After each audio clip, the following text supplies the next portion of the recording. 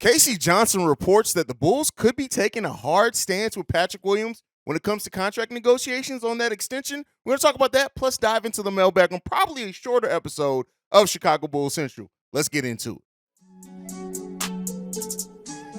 You are now tuned in to Chicago Bulls Central, your number one place for all Chicago Bulls news and content.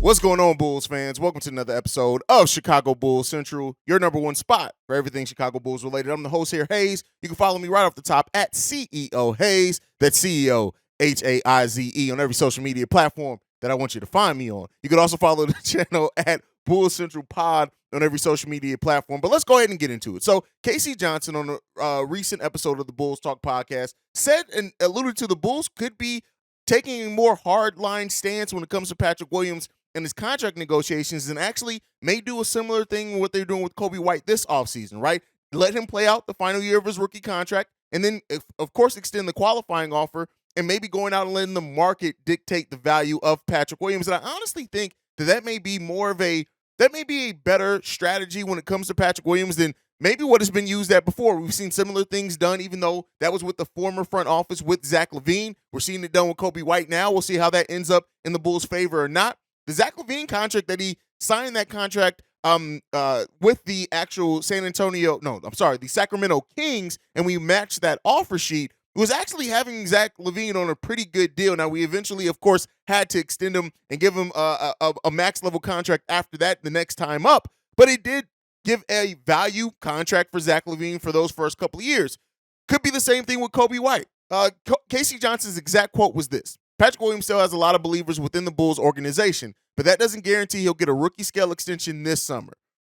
Johnson notes that the management typically takes a hard line in extension talks and suggested the team might handle Williams the same way it did Coby, letting him play out his contract and negotiating with him next summer as a restricted free agent. So I know there was, a lot going around last week about Patric Williams and a potential $100 million extension, even though we all realize that Patric Williams is not worth that right now. He's not shown enough, and he needs to go out there and prove it. And because with the restricted free agency, you have yourself a little bit of buffer in there, right? You have yourself a buffer in the sense that you still have all you have to do is extend the qualifying offer. You can match any deal he gets, right? So even though it's not a risk as far as like a team, you just lose them outright if a team wants to sign them, it's a calculated risk of basically saying, hey, rather than us negotiate and get into a back and forth with this player, we're going to go out and let the market dictate his value, and then we'll match that offer, right? But it allows the player and his agent to also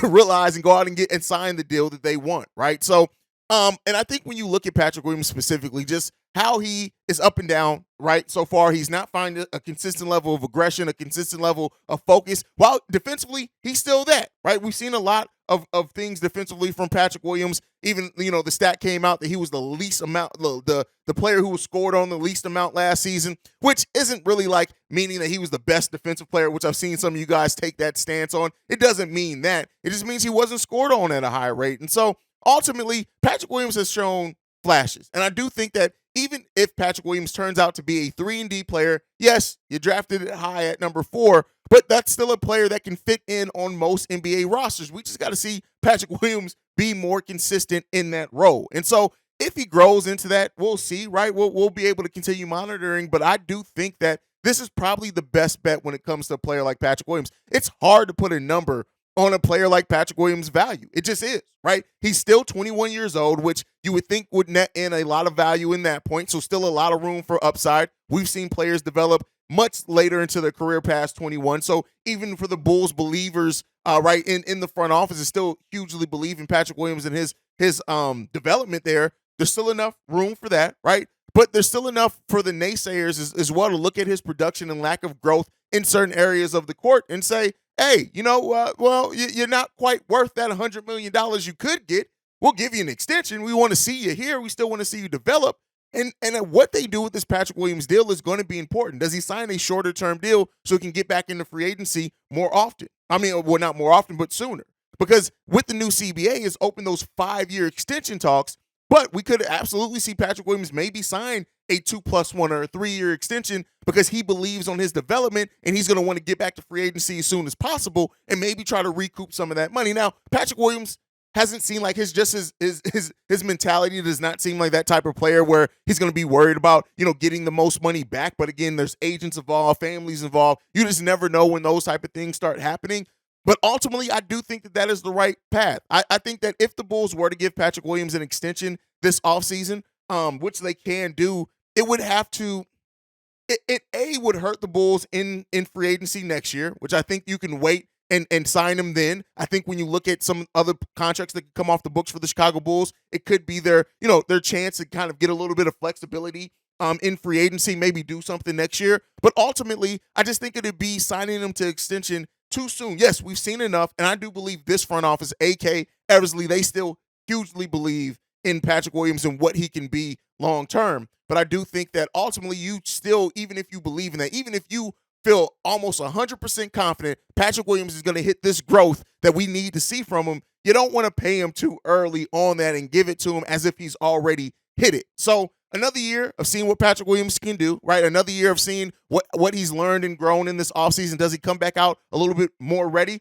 It's really just all, in my opinion, mentality when it comes to Patric Williams. It's some being used correctly as well, right? There's some of that because I don't want to act like there's not. There's absolutely some of that with just the lack of developmental shots he gets with Billy Donovan, how Billy Donovan is basically all but phased Patric Williams out the offense and just basically uses him as a corner three-point threat. But ultimately, Patric Williams has to earn it, right? And even in the voicemail we had last week, no matter what Patric Williams gets, doesn't get, role he gets, doesn't get, we want to see him earn that role, meaning he comes in and his level of play is what dictates what he's able, if he's the starter or whatever else next season. So, let's hope. Let's see what that means. Down below, let me know what you guys think. Do you think that Patric Williams gets an extension done this season, this offseason, or do you think they kick the can and wait till restricted free agency next season? Let me know what you guys think on all that down below. All right, so we've been going through, we took a couple of days off on the weekend, going through potential targets for the Chicago Bulls at that number 23 spot, which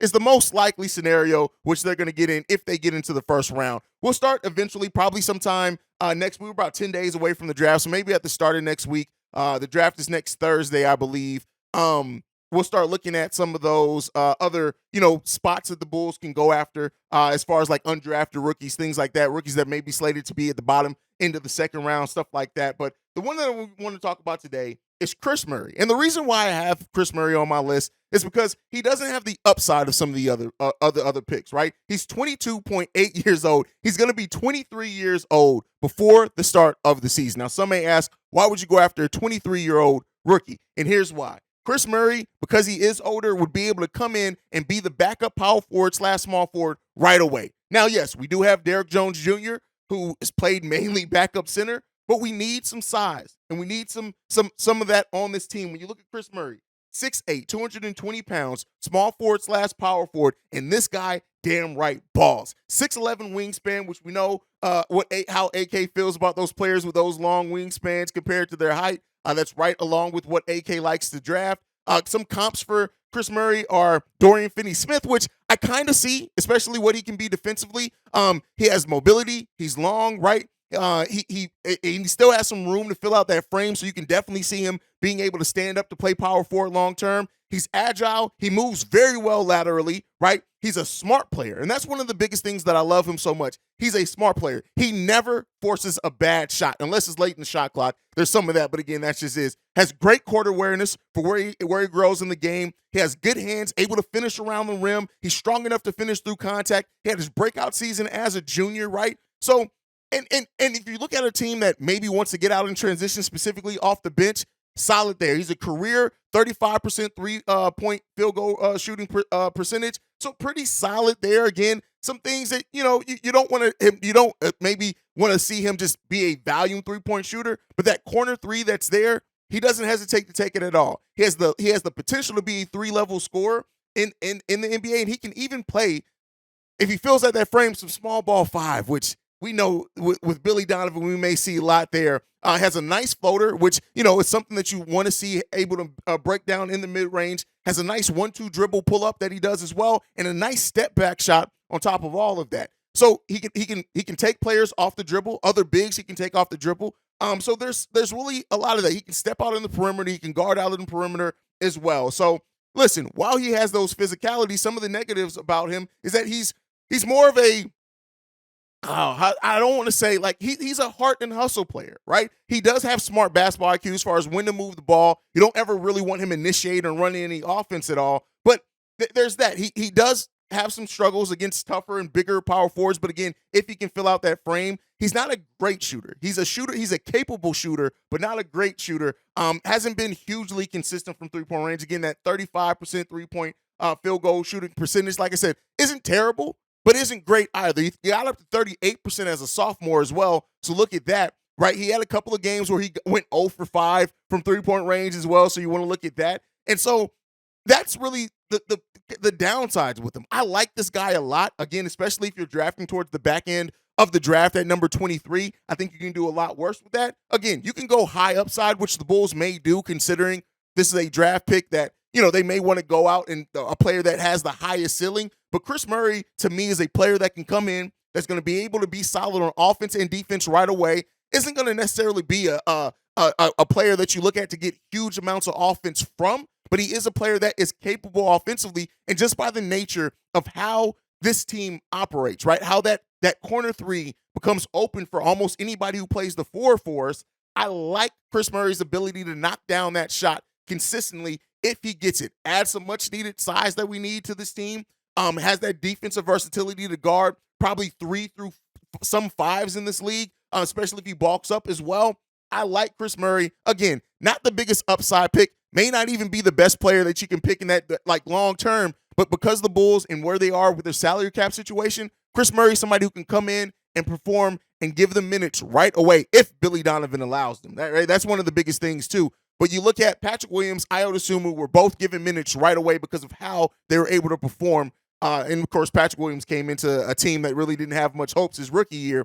But I do think that Kris Murray is a player that can play well enough and execute well enough at a position of need that he could crack Billy Donovan's rotation. And I think because of that age as well, if they were to draft a player like Kris Murray, they're not looking at the G League for him. They're looking at trying to bring him in and see what he can give. And I would say this, he's more ready and capable than what Marko Simonovic is right now as well. So a player like that, you guys can let me know. We're going to keep covering, some of these other back end of the first round draft selections for the Chicago Bulls who they could possibly go after leading up between now and the draft. So let me guys know. Continue let me know. You guys have sounded off a lot lately. Let me know anybody else you want me to look at in these prospects. But all right, let's get into the last thing for today. This is a voicemail we got from Oscar. Hey, it's Oscar, New Jersey. My question is, I just finished hearing the episode of DeJounte Murray. That would have automatically improved our team, but the notion that this franchise or this front office shouldn't get rid of guys like Patric Williams or Kobe White. You say that we undervalue Zach, but I really think we overvalue the rest of the talent on this team. Our roster, as constructed, is probably one of the worst 5 rosters in the whole NBA. Just terrible. There's no future assets. There's none of the young guys that's developing, and you can say, hey, this guy's going to be, he's shown something, and it's going to be good. It's just a bunch of what ifs and projections, and you're hoping that this guy can get to the next level. Like it's bottom 5. We moved Zach and DeMar, and our team is just terrible. It's just bad. And then still that Vooch trade, another terrible trade. Man, I feel like we're just stuck in limbo, man. Like as a fan, I love the team, but man, my hopes are like all my hopes are in the fucking gutter, man. It's depressing actually to feel like your team has no direction, no way to get better, and just keep running it back, and it's the same thing every year. It just really sucks, man. Thank you. Hope to hear from you. All right. Oscar likes the DeJounte Murray, but here's the point, right? What you say about we should be open to trading Patric Williams and Kobe White. You absolutely should.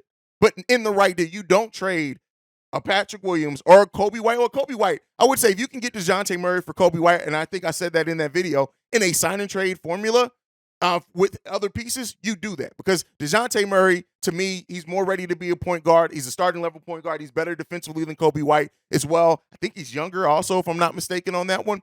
But Patric Williams, you don't include that for a player that is going into not restricted, unrestricted free agency the year after. That's not what you do. And as far as the discontent with the Bulls roster, here's what I'll say. I don't think we have a bottom 5 roster at all. I think that we have a roster that's not utilized correctly and some players that have absolutely underperformed their skill level, but is still there to the point, right? We saw Laurie traded away, thrive, right?